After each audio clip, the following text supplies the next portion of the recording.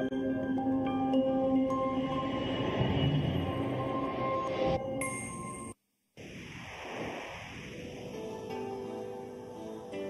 ka pagtuo, usa ka tingog, usa ka katawhan.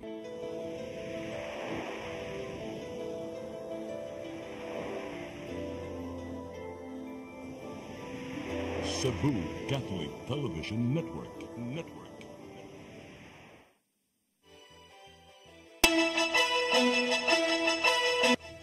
Uluhan sa mga balita sa Sayri 47. Mga supporter ni dismissed Mandawi City Mayor Jonas Cortes nagmisa pasalamat ug prayer rally kagabi. Mga opisyal sa gobyerno nga napabatud ang sad-an sa pagpangurakot ug pagpanglimbong ipa-firing squad. 20,000 ka metro kubikong tubig sa buhisan dam habwaon ilabay sa mga kasapaan. Survivor sa pagpamusil sa Maribago Dakbayan sa Lapu-Lapu nakagawas na sa Tambalana. Sugbo, Kabisayan ug Mindanao, Pilipinas ug katawhan kutos maabot sa Sibya sa tibuok kalibutan mayong hapon. Live kita karon sa CCTN Channel 47 ug kini ang tulumanon sa nag-unang kasayuran nga angay natong masayran. Ako si Dennis Tabar. Tulumanon sa patas nga mga balita ug opinyon. Ako si Danica Caballes. Kini ang Sayri 47.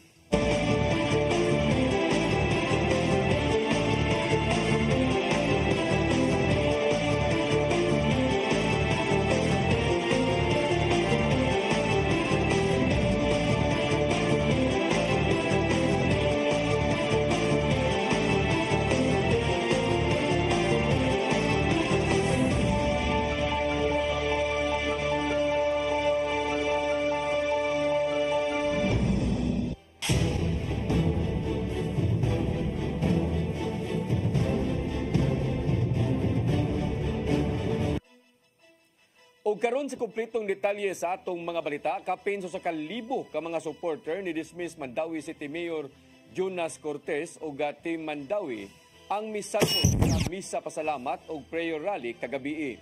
Gisugdan ang kalihukan kagabi pinagi sa misa pasalamat o gipahigayon sa National Shrine of St. Joseph gisundan sa prayer rally sa City Hall ground.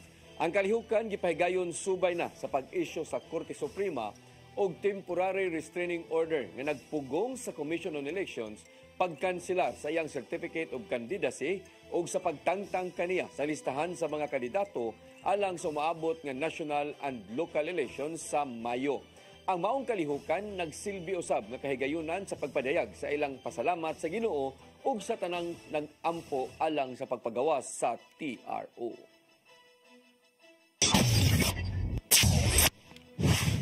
Pipila ka mga nilansar sa pagkasenador mipaambit sa mga programa og polisiya nga buhaton kung makadaugman sa gidaganang posisyon. Subay kini sa tinguhang mapalambo pa ang Sugbo. Ang kasiran hatod ni Gian Navarro. Nakahigayon sa pagbisita ang pipila ka mga senatorial aspirants dinhi sa Sugbo niadtong sinulog 2025. Mong nagpakisayod ang news team kung unsa man ang mga programa og pulisiyang buhaton aron mapalambo pa ang nasod ilabi na ang Sugbo. Usa sa mga taga ng pagtagad ni Bam Aquino gikan sa katipunan ng Nagkakaisang Pilipino Party mao ang mga nagtungha sa kolehiyong gipadagan sa gobyerno. Buot ni Aquino nga palapdan pa ang Universal Access to Quality Tertiary Education Act kon Republic Act 10931 aron mas daga mga estudyante sa local ug state college and universities ang makapaymus sa libreng tuition. Mas maraming kabataan ang nakikinabang dito at yung magandang itambal sa libreng kolehiyo, yung siguradong trabaho. Kasi marami rin po nagsasabi kahit libre na yung kolehiyo, marami pa rin unemployed. Samtang gipasalamatan ni Senador Bongo, gikan sa PDP laban ang mga Sugboanong ni suporta kaniya. Kung ugaling ma-re-elect siya karong Mayo, buot niyang padayunon ang iyang nasugdan nga mao ang paghatag og serbisyo sama na lang sa mga hinabang nga gipanghatag ngadto sa pipila ka mga sektor. Isip mo sapot ka Bisaya, nialam ko perme kanunay para sa ato ang mga kaigsunan diri. Salamat kayo sa inyong pagsalig kanako. Subayon sa laing aspirant nga si Camille Villar gikan sa Nationalista Party ang igong kita ngadto sa matag pamilya. Buot siyang moduso o mga balaod ng programa nga naninguhang modako-dako pa ang kinitaan sa kada Cebuano. Sama na lang sa pagpabarato sa mga presyo sa nag-unang palaliton ug uban pa. Bigas maging ang ating kuryente para mas mapadali po ang mas mabawasan ang gastos ng bawat na pamilya na Pilipino. And syempre, dadagdagan natin ang ating mga medical services and educational services. Ginoon kini mga namasin sa gidaganang posisyon nga tumanon ang ilang mga plano sa higayong makadaog karong eleksyon. Gian Navarro, CCTN News. Mga opisyal sa gobyerno nga napabatod ang sad-an sa pagpangurakot o pagpanglimbong buot nga ipapatay pinaagi sa firing squad. Kini ang mao nga giduso nga balaod doon sa kongresista gikan sa Zamboanga. Ang kasayuran ihatod pagbalik ni Gian Navarro. Nahimong sumsuman karon sa katawhan ang balaod ng giduso sa Kongreso sa tinguhang mapakgang pa ang mga kurakot nga opisyal sa gobyerno.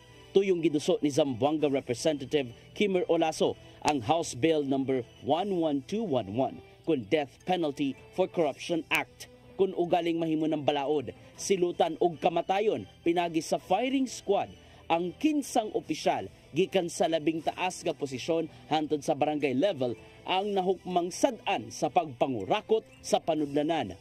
Apil sa mga balaod nun ang tanang mga elected o appointed nga opisyal sa gobyerno. Gilangkuban kini sa executive, legislative, judicial branches. Apil na usab ang mga nanarbaho sa mga constitutional commissions, kumpanyang iya sa gobyerno ug uban pa. Dili exempted nga mapahamtangan sa mga silot ang mga sakop sa Armed Forces of the Philippines ug Philippine National Police. Sumapa sa balaod ni Olaso nga pahamtangan sa mga silot ang 15 opisyal nga kumbiktado sa Sandigan Bayan sa kasong graft, malversation of public funds ug plunder. Apan gitatong usab nini nga ipaubos sa due process ang maong investigasyon hangtod nga makuha ang matud pa makiangayong desisyon. Aron mapatuman ang gidusong silot, kinahanglan giuyunan sa Korte Suprema ang conviction sa saka opisyal.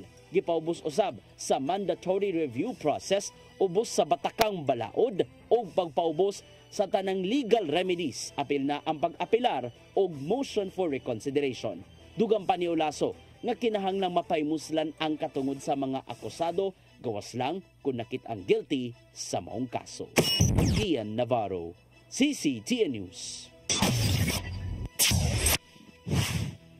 Mga mandawihano na dunay managlahi nga opinyon kabahin sa House Bill nga nagsugyot pagpahamtang og silot sa kamatayon alang sa mga opisyal sa gobyerno nga nakonbikto sa korupsyon. Ang kasayuran nihatod ni Mary Rose Sagarino. Nipadayag sa iyang pagsupak sa korupsyon si Ana Marie Igot, residente sa Barangay Mantuyong, siyudad sa Mandawi. Apan nagtuo siya nga ang kamatayon isip silot sa mga politiko nga mapamatud ang kurakot sobra ra kaayo.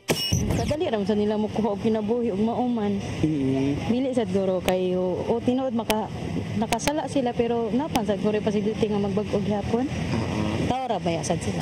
Alang kang Igot nga igo na ang pagbalhog sa prisuhan sa mga korap nga opisyal. Giduso karon ang House Bill 11211 nagtinguha nga ipahamtang ang death penalty pinaagi sa firing squad sa mga opisyal sa gobyerno gikan sa presidente hangtod sa labing ubos nga opisyal sa barangay nga nakonbikto sa Sandigan Bayan sa kasong graft and corruption, malversation of public funds ug plunder. Samtang si Remar Vios sa Barangay Tabuk uyon sa giduso nga death penalty sa mga mapamatud ang korap. Alang kang Vios nga posibleng maminusan ang korupsyon kung ipatuman ang balaod nun tungod makahatag kini og kahadlok sa mga opisyal. Kaon biya na ang kanabing kwarta sa kuan kay gikan mi sa gobyerno niya ilagang kuan-kuanon kanang spanay. Ilagang ibulsa ang kuan. Kuan biya na biya kanang lain sabi na sa lain kuan biya. Lain sa nasa pamagi sa ay kanang lain nya makuha niya og basin niya kanang makuha na maanad sila ba niya. Di na makuan. Spana di na mapugnan. Dugang panibyos nga kung walay korupsyon, mulambo ang kahimtang sa Pilipinas. Kuan na og wala gi ka ng korupsyon kay makuan jud biya ang kuan anang kuan ang pamaagi sa pagkuan ba. Kanang sana manindot nga pamaagi sa pagkuan, wala gi tikasan ba na. Samtang si Mayet Lacno, residente sa Barangay Subang Dako, nagkanayon nga muuyon siya kung unsa man gani ang madesisyonan sa kadaghanan. Kung involved ang mga politics, no comments ko ana. Pero kung ang mga tao lang nga kanang kuan, pindi na siguro sa unsay kuan sa kanabang kadaghanan gani kung say ilhang ma-decide. Taliwa sa managlahing opinyon sa tukmang silot sa mga korap nga opisyal, paghandom gihapon nila ang usa ka malambuon nga Pilipinas. Mary Rose Sagarino, CCTN News. Financial assistance sa mga person with disability sa siyudad sa Mandawi gisugyot nga punan og 2,000 pesos. Gitinguha kini nga mapatuman karong tuiga. Ang kasayuran ihatod pagbalik ni Mary Rose Sagarino. Human sa senior citizens o solo parents, gitinguha na usab sa siyudad sa Mandawi ang pagpataas sa financial assistance sa mga person with disability. Gikan sa tinuig nga allowance nga 6,000 pesos, gisugyot nga mapatasan ngadto sa 8,000 pesos. Ang ordinansahon kabahin niini ang napasal sa first reading ato sa sesyon sa konseho. Kasamtangang anaa kini sa Committee on Laws and Ordinances ug ipasa ngadto sa Committee on Budget and Appropriations alang sa review. Tuloy kanang matin ko meeting sa PWD ni kuanggit sila ni hangyo sila nga mapa-increase unta kay dugay na kuno nga wa ma-increase ang financial assistance sa person with disability. Ito mga PWD mo na nga kinahanglan kay sila og assistance unya maayo man ang income sa city karon. Moabot sa 56 milyones pesos ang gipangayo alang sa allowance sa PWD. Lakip na ang 2,000 pesos nga increase. Matod ni Lumapas nga gicertify na sa City Budget Office nga adunay igong pondo alang niini. Ipatuman ang increase karong tuiga ug tungaon kini sa duha ka hugna. Basig madana to by February or early March. Amo panggikuan ang schedule. Ang first half na siya. First half. Ang Mandawi adunay moabot sa 7,000 ka mga registered nga PWD. Mary Rose Sagarino, CCTN News.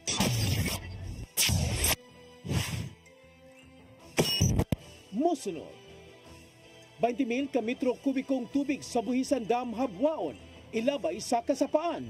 Kana og daghan pa mga balita sa pagbalik sa Sayre 47.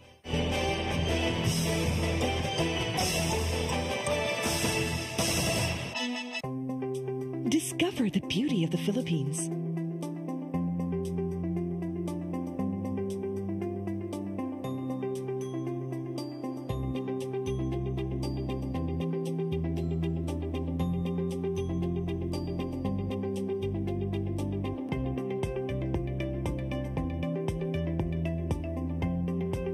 With Philippine Airlines, the country's flag carrier.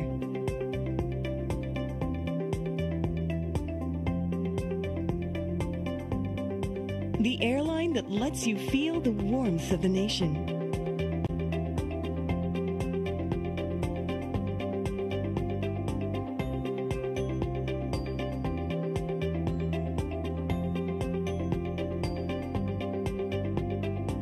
Mabuhay!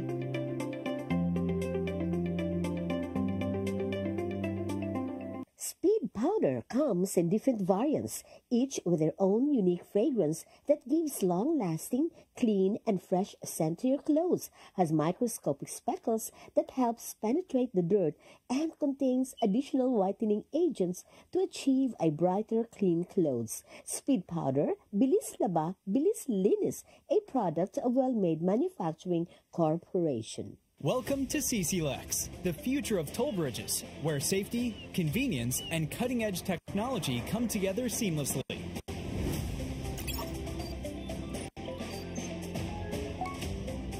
Cebu-Cordova Link Expressway is your state-of-the-art modern toll bridge, a true marvel of engineering, where its towering beauty meets functionality, redefining your travel experience. This 8.9-kilometer expressway boasts a host of remarkable and sophisticated features, pioneering inclusivity in expressways in the country. Our commitment to quality is unwavering. The road surface of our toll bridge is engineered to perfection, providing a smooth and comfortable driving experience. raises the bar of the lifestyle of people around us. Experience the future of toll bridges with us. Safety, convenience, and exceptional quality await you. CC Lex, your bridge to a better tomorrow.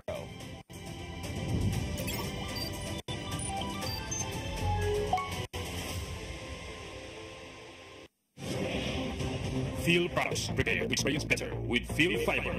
Two great services for one low price. Digital cable TV. Go digital and enjoy more than 100 channels. No additional charge on premium channels. Pure fiber internet. Fast, consistent, and reliable. No data capping. Watch, surf, and save with Phil Fiber Bundle. Indulge to your favorite channels and experience better with fast and reliable internet connection. Experience better with more premium TV channels with prompt customer assistance and technical support with fast and reliable internet connection. Get connected now with Phil Products and prepare to experience better. We promise to expand our services coverage.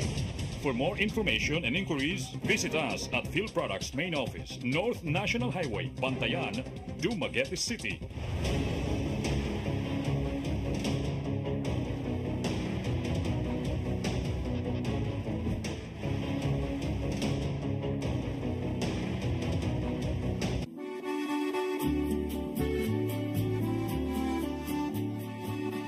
If you love the beautiful Italian furniture you are surrounded when you travel in Italy or anywhere in Europe, now you can find already in the Philippines with our different branches in Luzon, Visayas, and Mindanao from the multi-awarded Italian export furniture manufacturer based in Cebu. You can visit our showrooms in SM Lemery, SM Lipa Batangas, Quimpo Boulevard, Davao City, SM Mindpro, Zamboanga, SM Seaside Cebu, Linkitcay, Cagayan de Oro, North Reclamation Cebu, Banilad Cebu, and other showrooms nationwide. You can have the best Italian quality designs and finishing of your dreams. Giardini del Sole. You will forget the price, but our quality will stay with you forever. Our Cebu Banilad showroom is located at Governor Cuenco Avenue, Barangay Gasambagan, Cebu City. The SM Seaside showroom, second floor, City Wings, SM Seaside, Cebu City. Visit our Facebook and Instagram pages for more information or visit our website at www.giardinifurniture.com. Giardini del Sole.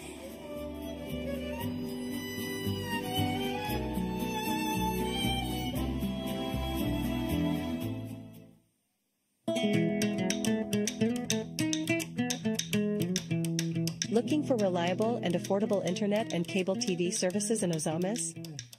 Say hello to Phil Products Service TV Incorporated, your trusted partner in entertainment and connectivity. At Phil Products, we bring you the best of both worlds, fast, seamless internet for work, study, and play, and a wide range of cable TV channels for nonstop entertainment. Stream, surf, and connect with speeds you can rely on. Experience the joy of hassle-free internet, perfect for gaming, streaming, and video calls. Love TV? We've got you covered. From the latest news and sports to your favorite series and movies, our cable TV service offers channels for everyone in the family. We also serve at Tudela Misamis Occidental with Majesty Cable and Oroquita City with Phil Products Oroquita. What are you waiting for? Avail now.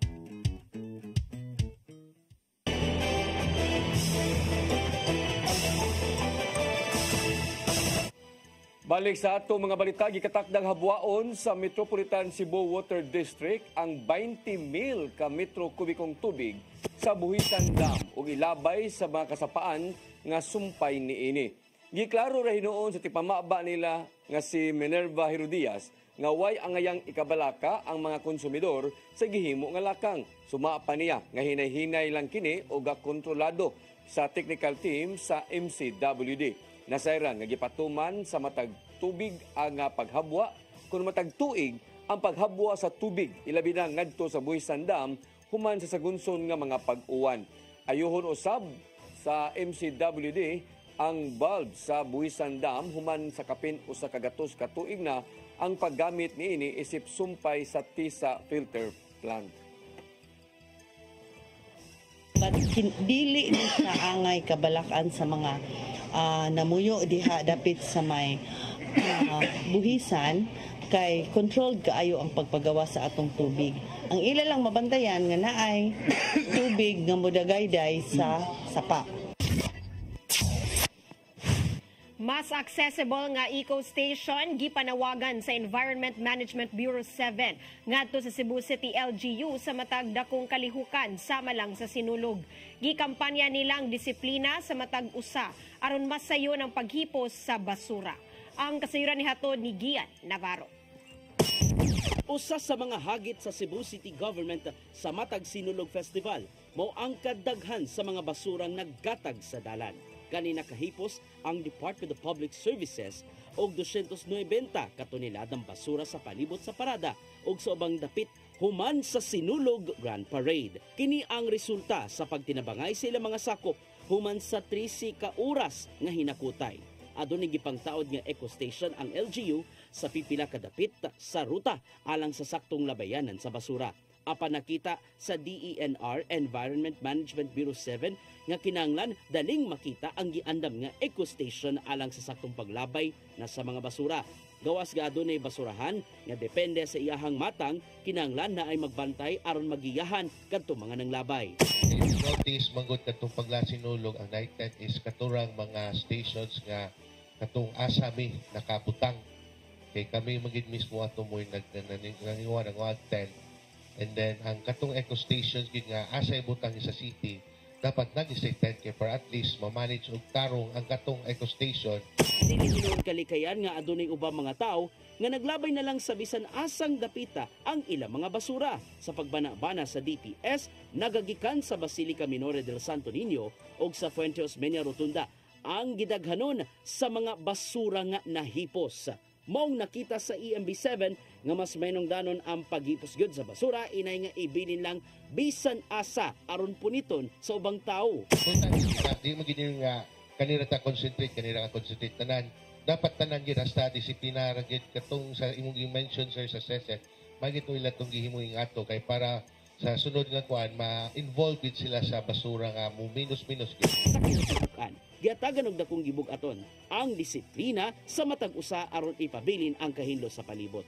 Sama na lang sa paglabay sa basura ngadto sa sakto niyang labayanan ug paglain-lain sa mga malata, di malata ug uban pang mata. Para na siya na may uban na nga di pa gid siya angay malabay mo na karong buwana zero waste month kini siya kay tako kay posibilidad ana nga imong ilabay di pa gid siya angay labay. So very important gid siya nga side limpyo, segregated itaro atong basura. Navarro, CCTN News. Hipi sa kapulisan sa Dakbayan sa Sugbo makigsaw sa budol fight sa kapin usa ka gatos ka mga sakop sa Regional Mobile Force Battalion 7. Kini isip pasalamat sa malampuson og hapsay nga malinawon nga sinulog 2025. Ang kasayuran ihatod ni Arnold Bustamante. Gitapok sa Cebu City Police Office sa kapinso sa kagatos ka mga pulis nga sakop sa Regional Mobile Force Battalion 7 alang sa tradisyonal nga budol fight subay sa malampuson hapsay o malinawon nga sinulog 2025.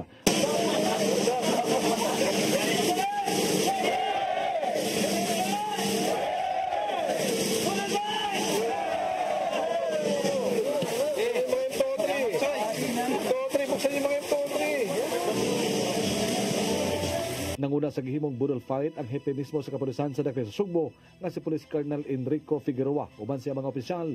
Gipasalamatan ni Figueroa ang tarang personal sa kapulisan, AFP, Bureau of Fire, gubang ahensya sa gobyerno, lagip ng mga force multipliers nga naglangkob sa security sa dakong kalihukan sa Central Visayas nga mao ang sinulog. Nabisan silang kahago o kakapoy para nga nagbantay aron makabuot ang gitinguhang kalampusan. We gather not just to celebrate the successful completion of Sinulog 2025. But also to recognize and honor your unwavering commitment, professionalism, and dedication to your sworn duty. Sinulog has always been a grand celebration that draws thousands of visitors or even millions of people as per the record of our CTRMO both local and international. Giangko ni Figueroa nga nakasugat sila og mga pagsuway sa seguridad tungod sa kadaghan sa mga misaksi sa Sinulog Grand Parade nga maabot sa gibana-bana 4 ka milyon ka mga tao apan malampuson sila silang gihimo. Dili lang ang Police Regional Office ba nakakita sa dedikasyon sa mga pulis kundi lakip na ang tibok Philippine National Police Organization nga nakadaig sab silang performance. We face unique challenges from managing large crowds to addressing potential security threats. But through it all, we display resilience, teamwork, and an exemplary sense of service. Your efforts did not go unnoticed, and I'm proud to say that your dedication has upheld the integrity and trustworthiness not only to Cebu City Police Office but to the whole PNP organization. Samtang hugot nga gihimakak sa CCPO nga napakya sila sa pagkontrol sa daghan nga mga tao nga may sakri sa sinulog nga may hinungdan nga doon mga contingents nga wala na motiwa silang street dancing. Mato ni Police Lieutenant Colonel Maria Teresa Magatangay, Deputy City Director for Operations sa CCPO, nga malampuson sila sa pagkontrol sa daghan nga mga tao kay kung wala pa dili unta makatuyok ang mga contingents. On the part of the PNP, we can confidently say that we were able to manage the crowd during this event because kung wala pa, the carousel wouldn't have continued to flow. So that is one of the greatest what we call this one, a resounding evidence, no, that the Cebu City Police Office were really able to manage the crowd. Kung ni mga tangay nga doon mga tao nga motabok yun sa ruta sa sinulog, ilabi na sa Sector 8, nga mao ang exit sa mga contingents nga naka-perform na sa Cebu City Sports Center. Apan nila kining na control aron magpadayon ang pagtuyok sa mga dancers na dili mapektuhan ng ilang performance. Arnold Bustamante, CCTV. Moabot sa 5 million pesos ang nagasto sa dakbayan sa Lapu-Lapu alang silang pagsalmot sa Sinulog 2025. Ang kulit sa Mactan mo ilang gipasudayag silang performance ug lahi kini sa ilang gipakita kaniadto sa Pasigarbo sa Sugbo. May namduman nga sa nanglabay nga mga interviews. Ang OIC sa Tourism Office kasi Gary Lau ni butiyag nga 3 million ngadto sa 4 million pesos lang ang ilang budget alang sa pagsalmot sa Sinulog. Apan matod niya wala na sila makasubay sa ilang budget tungod sa ilang giduga nga mga props ug sa gown nga gigamit sa ilang festival queen nga si Sophie Maxi Margareta Grenmo kinsa mao gikoronahan nga Sinulog Festival Queen 2025. Apan bisan pa man niini nakita niyang nagbunga ang ilang mga kahago human sila mahimong 3rd place sa Sinulog Free Interpretation category ug aduna sila 1.5 million pesos nga premyo.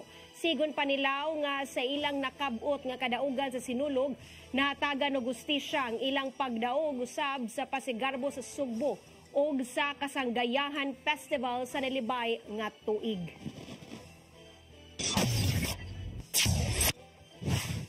Muabot sa 784 ka mga consultation ang nadawat sa Department of Health dinhi sa Rion 7. Gipaubos sa Code White Alert ang Sugbo atol sa Sinulog 2025.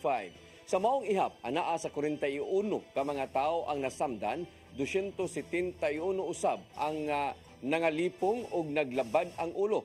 75 ka mga tao ang naglisod sa paginhawa ug uban pa.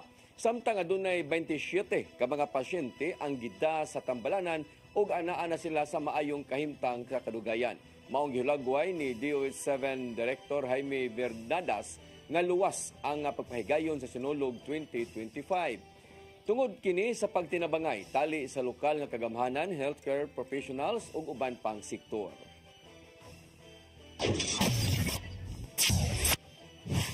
Apektado ang panglawas sa kalibutan kung mahinayon man ang pagbuwag sa Amerika sa World Health Organization.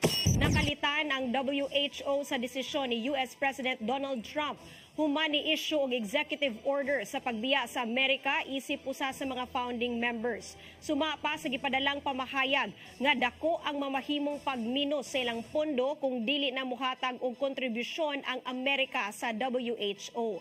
Nasayran nga nagagikan sa Amerika ang 18% sa funding nga nadawat sa WHO aron magamit sa managlahing global health aid. Gipanginaot sa mga organisasyon nga i-reconsider ang desisyon ni Trump human matud pa wala nakauyon sa nahimong lakang bahin sa COVID-19 pandemic kaniadto.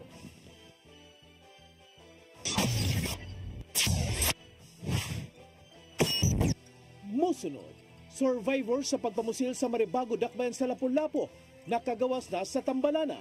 Kanaog daghan pa mga balita sa pagbalik sa Sayre 47.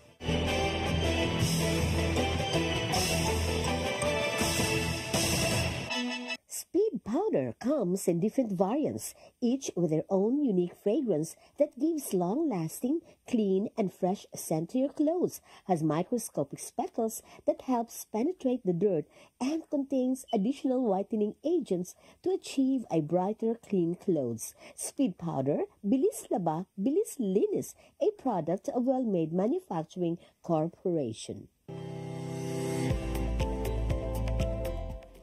For your printing needs, come to Stitches and Wear. We print t-shirts, jackets, towels, caps, factory, office, and sports uniforms, bags, embroidery products, mugs, umbrella, and other giveaways. For inquiry, contact Samson Ochu, General Manager, care of Cebu Cube Ice Compound, M. Sinisa Street Extension, Kasuntingan, Mandawi City, Cebu. Telephone number 6332-268-0696 and 346-3358.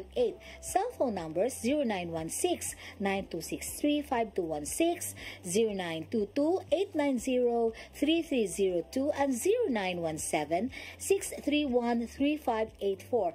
Or email us at stitchesandwear@yahoo.com, stitchesandwear@gmail.com, and samitu168@yahoo.com.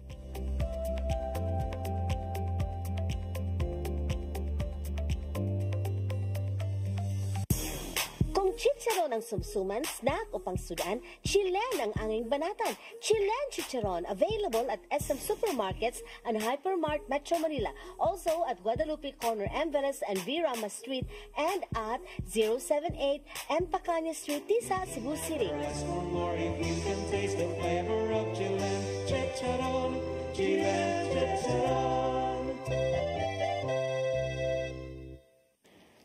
RAJ Laurente Construction and Development Philippines, General Contractor, General Building, General Engineering, Planning and Development, Electromechanical, and Consultants in Surveying and Mining. RAJ Laurente Construction and Development Philippines is located at MCRA Lawaan Uno, Talisay City, Cebu, Philippines. Owned and managed by Engineer Roger Laurente, Engineer Annie Laurente, Engineer Rodney June C. Laurente, and Engineer Ronel Jan C. Laurente. Unlock true health with Form and Function Corrective Chiropractic. Performing form, optimizing function naturally. For consultation, please contact 0917-670-0907 or visit our website at formfunctionchiropractic.com or our Facebook account. Form and Function Corrective Chiropractic, most trusted chiropractic in Cebu. Dahil sa malasakit, mas nailapit ni Senator Bongo ang medical assistance, primary health services at specialized care para sa ating mga kababayan. Sa malasakit, prioridad ang edukasyon para sa mas magandang kinabukasan. Samahan pa ng sports, panalo ang kabataan. Bunga ng malasakit ang pagbigay lakas sa mga lokal na negosyo at mas maayos na trabaho. Sa malasakit, serbisyong may puso, kalinga at proteksyon para sa mga OFWs nasaan man sila sa mundo. Maraming nagagawa at nararating ang malasakit. Para kay Senator Bongo, ang ating Mr. Malasakit, bisyo ang more serbisyo.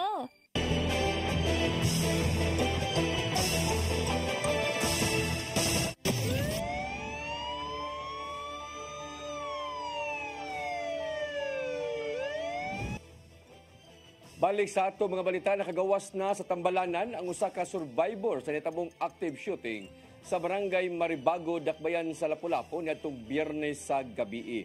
Gisaysay sa maong nga biktima nga igo lang unta siyang magkuha sa iyang live-in partner sa eskina apan sa diyang nalabyan niya ang suspek kalit siyang gipusil. Ang kasayuran hihatod ni Crystal Joy Filerca. Nakagawas na sa Tambalanan ang usa sa mga biktima sa nahitabong active shooting sa Barangay Maribago, Dakbayan sa Lapu-Lapu niadtong Biyernes sa gabi, Enero 17. Ang 30 anyos nga construction worker nga si Antonio Zapatolano usa sa upat nga gipusil sa 41 anyos nga suspect nga si Eduardo Ramos Taguy Jr. ug siya ra mo'y naluwas sa upat ka mga biktima human nga ang tulo na igugyod sa ilang mga ulo. Si Zapatolano mo'y ikaduhang biktima nga gipusil sa suspect ug nakaangkon siya og samad sa iyang naong. Matud niyang igo lang unta siyang mukuha sa iyang live-in partner sa iskina. Sawa pa ang nahitabong pagpamusil, nangayo po og pangatahuran ang suspect kaniya. Apan sa way igong hinungdan, kalit na lang siyang gipusil o gibanabanang duha ka dupa ang ilang gilayon. Kita na ko siya gasandik sa pader, may gabi, musil man dito. Matud niyang hayag sa maong dapit kung asa siya gipusil, apan ang suspect ana sa ngit-ngit nga dapit maong wala niya makita nga aduna kini dalang armas. Wala usab siya kahibaw nga aduna na daay unang nabiktima tungod kay gikan pa siyang trabaho. Hayag niya pero sayang gi kuanan dapit, ngit-ngit gamay. Wag yun, kaya na himaklid man siya. Dali hinuon siyang gidala sa Karahay Hospital apan gi-refer usab siya sa Vicente Soto Memorial Medical Center. Niadtong Enero 18 sa gabi, nakagawas na siya sa Tambalanan. Sigun pa niyang siya lang mo'y nagasto sa iyang pagpatambal. Apan mipasalig hinuon si Mayor Junior Dong Chan nga mopadangat og tabang kay Zapatolano ang lokal nga kagamhanan sa Lapu-Lapu ug ang LGU usab mo'y moabaga sa mga gastuhonon sa pagpalubong sa tulo ka mga nakalas nga mga biktima. Crystal Joy Filerca, CCTN News. Pagproseso sa Pag-ibig Fund Housing Loan alang sa mga benepisyaryo ubos sa 93-1 Ordinance gisugda na. Kinihuman gitunol na sa Kapitolyo ang pagproseso sa tagsa-tagsa ka mga application ngadto sa naisgutang buhatan. Ang kasayuran ni Hato di Gian Navarro. Gibutyag ni Mayor Raymond Alvin Garcia nga gisugda na ang pagproseso sa housing loan ngadto sa mga nakapaymos sa 93-1 Ordinance sa lalawigan sa Sugbo. Baguhay lang gitulo sa Kapitolyo ang pagproseso sa tagsa-tagsa ka mga application ngadto sa Pag-ibig Fund. Alang ni Mayor Garcia, mainungdanon ang nimong gidangatan aron matuman ang pangandoy sa mga nanimuyo gikan sa 11 ka mga barangay sa Cebu City nga mailahan na ang panimay. Laumang magsugod sa musunod pa mga adlaw ang pinirmahay tali sa Pag-ibig Fund og probinsya sa Sugbo alang sa deed of sale ngadto sa mga beneficiaries. Nasayran sa maong kasabutan nga ang Pag-ibig Fund mobayad sa luna ngadto sa Kapitolyo isip tagtungod. Kini ang gipatuman ubos sa ilang gisabutan nga kaliwaan system. Somewhere magpinimaramhanay na dayon og deed of conditional sale to the beneficiaries. After that, the Pag-ibig will pay the province of Cebu for the property. And then, Pag-ibig will also now deal with the applicant sa ilang loan, whatever it is, 25 years or 30. Samtang giklaro usab ni Garcia nga walay labot ang Cebu City Government sa sabot sa Pag-ibig Fund ug sa mga tao. Gawas lang sa pagkuha og tax declaration, subdivision approval ug uban pa. A lot of them, pinanam yapon man hindi kay mga tax declaration, diba, mga yung subdivision approval, etc. So, tabang yapon or ang DIWOP among ipa-assist. May nandamang gipanag-iya mismo sa Kapitolyo ang luna sulod sa 11 ka mga barangay sa Cebu City nga nagpalibot niini. Apan human sa kapin 30 ka tuig nga pagpaabot, diada masugdan ang pagproseso sa pagpaymo sa luna ubo sa housing loan sa Pag-ibig Fund. Gian Navarro, CCTN News. Mao kadtong naglangkob sa atong mga balita sa Sayre 47, ako si Dennis Tabar. Sa dili pa kita ba na milit atong i-greet og happy birthday ang atong news manager sa CCTN 47. Happy birthday Sir Dennis Tabar. Thank you, thank you. Alias, hangtod ugma sa inyong paboritong tulumanon. Sayre 47.